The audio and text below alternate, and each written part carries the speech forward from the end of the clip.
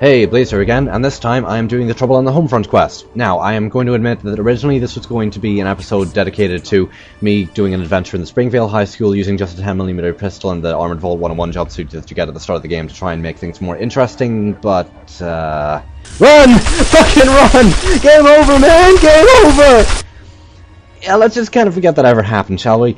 Now, anyway, without further ado, let's get a move on. Oh, before I forget, it's usually a good idea to leave your followers outside because, well, if you tell them to wait inside the vault and then you leave without them, you can never get them back.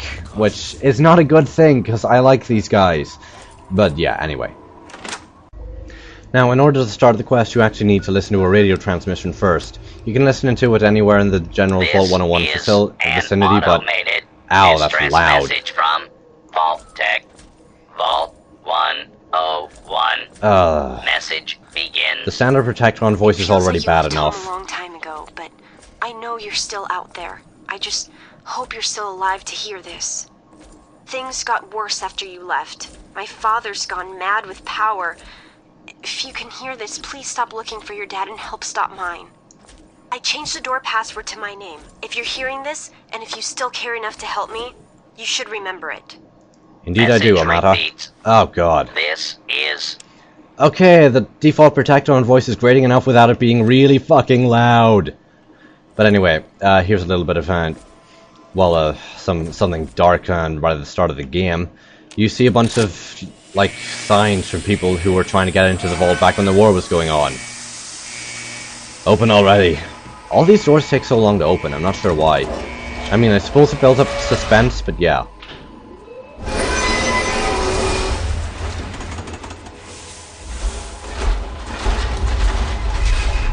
I guess I must oil these doors here a bit better than Vault 112 because that didn't actually hurt my ears. Or maybe I'm going deaf from the constant ear rape. I suppose it must sound much quieter compared to the overly loud Protectron voiced earlier. And right when you come into the vault, already a bad sign. The place is a mess and there's dead bodies lying around. Apparently the cleaning people weren't doing their job properly. Okay, that's a lie. The cleaning people are probably doing the best job they can, but the guards killed them. That's why there's...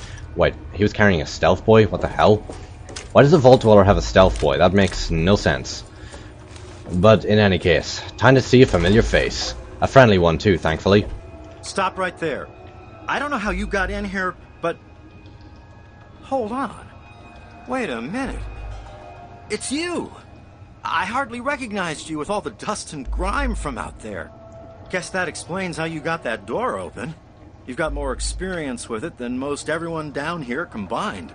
Two things. Me opening the vault door gives me more experience with the door than anyone else in the vault combined, and that's really freaking sad. Second, okay, so the dust and grime is what disguised me, but, you know, the powered armor I'm wearing and the helmet and the lightning that is currently surrounding me is totally invisible, right? Yeah, you can see right through that.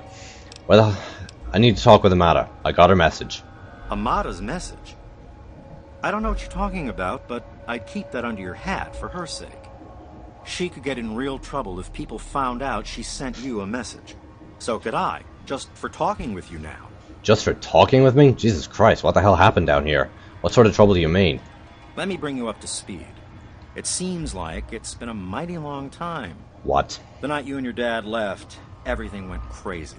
Between the bugs and the confusion, we lost a lot of people. When your dad opened up that gate, he let loose a whole lot of crap, if you'll pardon my language. It's only been a week. By the way, you can say shit, you know. People don't really care on the internet. Dad would be horrified to know all that, if he were still alive.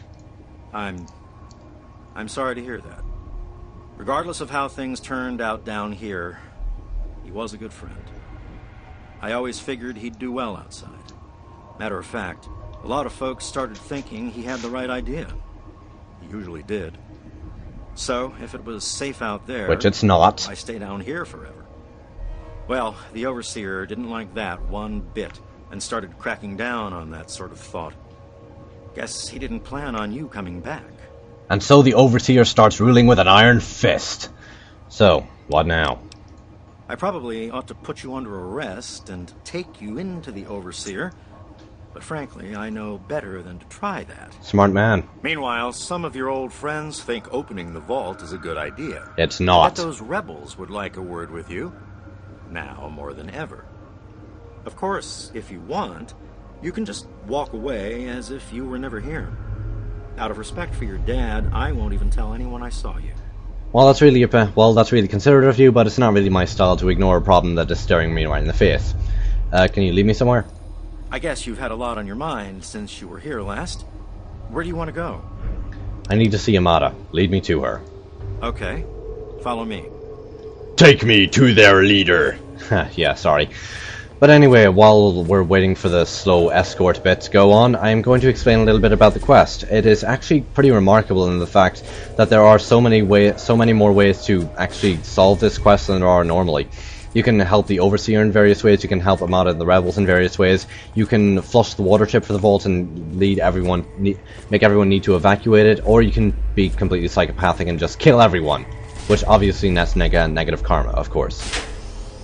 And so we are going to get an even better sight of just how screwed up the vault is going to be right now. And Do that, Freddy. Now get back down below before I have to do something we'll both regret. What? You gonna lock me up like you did to Broch? You can't cage a tunnel snake, man, because we rule! are you serious? Whoa. This is bad, right? Whoa. What the fuck are you doing? Know enough to stay away? Don't you know enough how to handle a gun properly? I didn't mean to fire. What? I really didn't. I just wanted to scare him off. But he had a knife. I can't be too careful with those rebels. The safety is off. Your finger is inside the trigger guard. The gun was pointed in his general direction, and you claim you didn't mean to fire. You dumb old bastard. I am a gamer. I have never held an actual weapon in my entire life, and even I know how to handle a gun better than you do. I'm gotta go. Yes, you do. Don't condescend to me. Oh my god. I guess you can see how bad things are down here. Sorry, where were we going? Could you escort me to Amada? I need to talk to her about all of this. As chance would have it, she was one of the first people to talk about life outside the vault after you left. No surprise. She always did like you. In a totally I platonic hope way. you can talk some sense into her. Or maybe the two of you can come up with some other plan. Just be careful about it. Careful's my middle. Yeah, I couldn't even finish that sentence, seriously. But anyway, yeah, there's the Overseer's window. Work is work. Yeah, bit of a pessimistic view from now on. And also, yeah, that's very nice right there, isn't it? The view right in front of the Overseer's window. Fuck you, Overseer! You suck. And he really does.